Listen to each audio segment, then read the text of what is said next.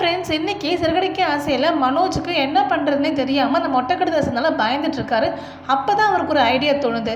என்ன பண்ணுறாருனா, ஒரு பாய் ஃப்ரெண்டை கூட்டிகிட்டு ஒரு சாமியார் கிட்டே போகிறாரு.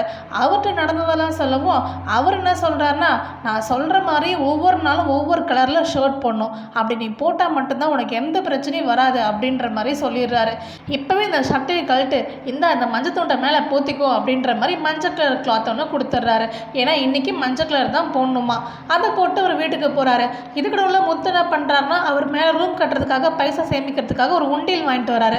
அதை பார்த்தோன்னே விஜயா வந்து கலாய்க்க ஆரம்பிச்சிட்டாங்க. ஆமாம், நீங்கள் ரோடாக போய் பிச்சை எடுத்தால் ரூம் கட்ட போகிறீங்களா அப்படின்ற மாதிரி சொல்கிறாங்க. மீனாவுக்கு கோவம் வருது. அப்போ முத்து வந்து அமைதியாக இரு மீனா அப்படின்ற மாதிரி சொல்கிறாரு. அப்போ பார்த்து கரெக்டாக மனோஜ் என்ட்ரி ஆகுறாரு. உடனே முத்து சும்மா இருப்பாரா? அப்பா அம்மா சொன்ன மாதிரி பாருங்கப்பா, கரெக்டாக பிச்சைக்காரன் வந்துட்டான் அப்படின்ற மாதிரி மனோஜை கலாய்க்கிறாரு. விஜயா திரும்பி பார்த்தோன்னா பயங்கரமாக ஷாக் ஆகுறாங்க.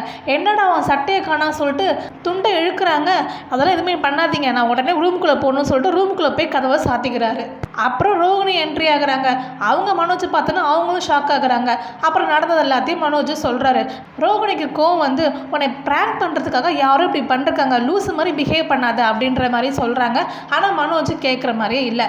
இந்த சீன்லாம் பார்க்குறதுக்கு நல்லா காமெடியாக இருந்துச்சுங்க.